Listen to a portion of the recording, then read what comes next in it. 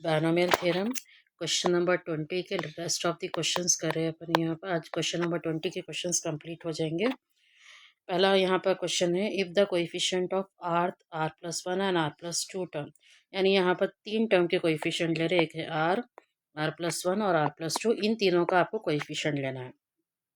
तो यहाँ पर पहले अपन r+1 का कोएफिशिएंट लिए, तो कोएफिशिएंट होगा NCr-1, r का कोएफिशिएंट लिए, फिर r+1 का NCr, फिर r+2 का NCr+1। तो ये तीन कोएफिशिएंट ले लिए। ये तीनों कोएफिशिएंट जो है वो AP में है, वो अरिथमेटिक प्रोग्रेशन में। तो यहाँ पर तीनों कोएफिशिएंट को आप लेंगे A, B and C।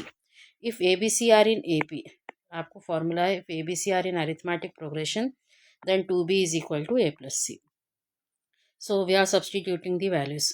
2B value आपका है NCr, तो 2 into NCr equal to A+C, यानी NCr-1 प्लस NCr+1।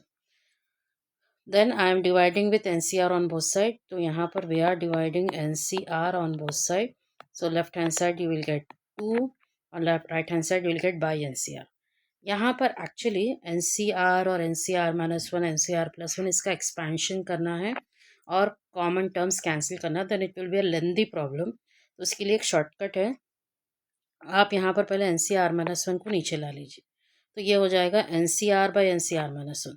तो जब भी आप एक्सपेंशन कर रहे हैं, ऊपर का जो वैल्यू आएगा वो बड़ा रहेगा, यानी फॉर एग्जांपल NC4/NC3, तो ऊपर का वैल्यू बड़ा है, नीचे से एक नंबर बड़ा रहना। जैसा यहाँ पर देखिए आप r-1, ये r है, तो r जो है r-1 से एक नंबर बड़ा है, तो यहाँ पर छोटा था तो उसको नीचे ला लिया, और यहाँ पर r+1 जो है r से एक नंबर बड़ा है। तो आपको करना क्या है कि नीचे के जो दो नंबर है, मतलब n-3 है समझिए, तो n-3 को सब्ट्रैक्ट करके ऊपर लिखना है, और ऊपर जो आपका 4 है वो नीचे लिखना है। तो ये एक शॉर्टकट वे है एक्सपेंशन बगैर करे के आंसर लिखने का। तो यहाँ पर n है, r-1 है, उन दोनों को सब्ट्रैक्ट करके आप ऊपर लिख दिए, और ऊपर का जो r है वो नीचे लिख दिए। यहाँ पर भी नीचे के दो टर्म्स है n-r, तो उसको सब्ट्रैक्ट करके ऊपर लिख दिए, और ऊपर का जो r है वो नीचे लिख दिया, यानी r+1 जो था ऊपर वो नीचे लिख दिए। तो ये आप एक्सपेंशन करके कैंसलेशन भी हो गया समझिए। तो क्या कर रहे हैं अपन, नीचे के दो टर्म्स को सब्ट्रैक्ट करके ऊपर लिख रहे हैं, और ऊपर वाला जो r हो रहा है वो नीचे लिख रहे हैं। तो r को ऊपर लेके गई मैं, r1 r, then I am taking LCM. LCM कैसा होगा, n-r+1 and r+1 I am cross multiplying, then यहाँ पर r+1 r से मल्टीप्लाई होगा, और n-r+1 n-r से मल्टीप्लाई होगा। तो r into are, r², r1 r, और यहाँ पर n-r को n-r+1 को दोनों को मल्टीप्लाई कर दे, और नीचे जो है इन दोनों को मल्टीप्लाई कर। ठीक है, नॉर्मल मल्टीप्लिकेशन है। मल्टीप्लाई करने के बाद ये पूरा टर्म 2 से मल्टीप्लाई होगा ये तरफ, और यहाँ पर जो रह जा रहा उसको अपन कॉमन कर ले रहे हैं, मतलब आपके पास एक n² है, और r² प्लस r², 2r² है, -nr plus n। Then every term on left hand side I am taking it to right hand side. So 2r² nr minus 2rn, and these four terms are as it is. Rest of the term when we take on that side, the sign changes. Plus 2nr minus 2nr plus 2n minus 2n minus 2r² plus 2r². Now, so 2r² plus 2r² yani 4r², 2nr 2nr 4nr plus n and minus 2n, and minus 2n is minus n plus n² and minus 2. These are the terms. अभी यहाँ पर we are arranging is, we are taking n² in the starting, 4r² here, and from these two terms I am taking minus n common. This is the required answer. The next question, we have a1, a2, a3, a4 as the 4 consecutive terms, and we have to prove this condition. ठीक है, तो a1, a2, a3, a4 we have taken all the coefficients. So now in the left hand side we are having two terms, a1 by a1 plus a2, a3 by a3 plus a4. a1 by a1 plus a2 I am taking first, a1 a2 values डालें। जैसा मैं अभी बताई कि आपको NCr/NCr-1 नीचे वाला value ऊपर वाला वैल्यू से एक नंबर कम रहना, तो वैसा करने के लिए यहाँ पर अपन NCr-1 से डिवाइड कर दे रहे। तो यहाँ डिवाइड करने पर ऊपर 1 आ जाएगा, इधर डिवाइड करने पर 1, और यहाँ पर डिवीजन में वैल्यू आ जाएगी। तो नीचे के दो को सब्ट्रैक्ट करें जैसा पहले वाले प्रॉब्लम में करें, और ऊपर का r नीचे लिख दे रहे। तो आर एलसीएम में ले लिया, आर वन सा आर हो जाएगा, बाई आर हो जाएगा और माइनस साइन मल्टीप्लाई कर लिए, तो ये आर आप ऊपर लेके चल जाएंगे तो आर वन सा आर और नीचे minus R plus R cancel होगा, एन प्लस वन आ गया। Then we are calculating the next term of L H S, क्योंकि एल एच एस पे दो टर्म्स थे, A3/A3 plus A4, the same process we are dividing by NCR plus 1 throughout. So here it get cancel, here it get cancel, and here we'll get NCR plus 1. So we are subtracting the values in the numerator n and r plus 1 in the denominator and writing it in the numerator, and r plus 2 in the denominator. So take it LCM, r plus 2 ones are r plus 2. Then after that r plus 2 I'm taking it into numerator and we are cancelling r and r. So n 2 minus 1 gives you n. 2 minus 1 gives you 1. तो n plus 1. तो LHS क्या हो जाएगा? This is the complete LHS. तो A1 by A1 plus A2 value was R by n plus 1 and A3 by A3 plus A4 was R plus 2 by n plus 1. Taking n plus 1 as LCM, R plus R, 2R plus 2.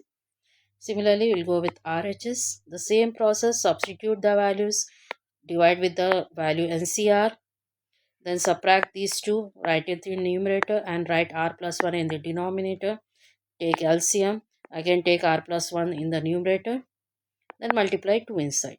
So you can see that your LHS and RHS both are same. Now, next question. This is the last question for your question number 20. This is my LHS and this the answer which I have to get. So I am taking my LHS. From LHS, every term I am taking the first term common. Here we have C0 plus C1. I am taking C0 common. C1 plus C2, C1 common. C2 plus C3, C2 common. I am not writing it because every term is not included here. Last term Cn minus 1, I am taking Cn minus 1 common. So this, the value which we have taken common, we are writing at once. So C0, C1, then you will get C2, last we will get Cn minus 1. Next, the rest of the values in the bracket I am writing in terms of n. And is C0, C1, actually it is NC1, NC0. The short form C0 and C1. So 1 plus NC1 by NC0 I have written here. 1 plus NC2 by NC1. And the last value will be 1 plus NCN by NCN minus 1. The same process, we have to subtract the values in the numerator, write it in, sorry, values in the denominator, write it in numerator by 1. ठीक है, जो आप पहले के दो problems में करें।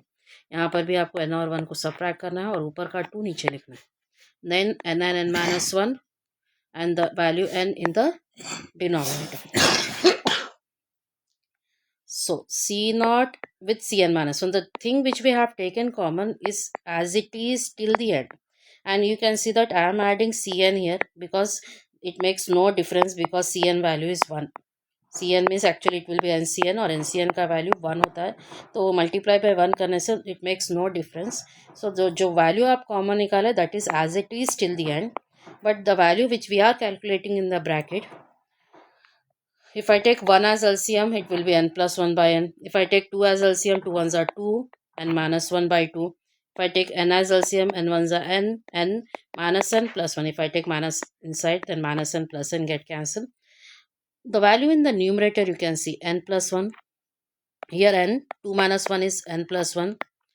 Last also you are getting n plus 1. And the numerator, numerator you are getting n plus 1. And in the denominator you are getting 1, 2, so on up to n.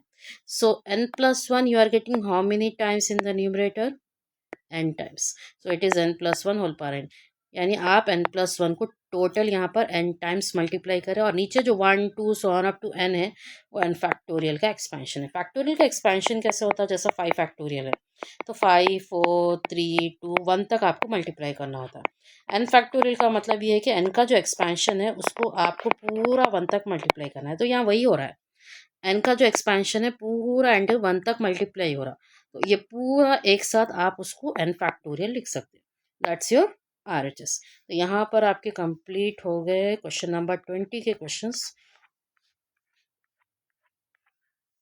So next we will make video on next topics of intermediate level.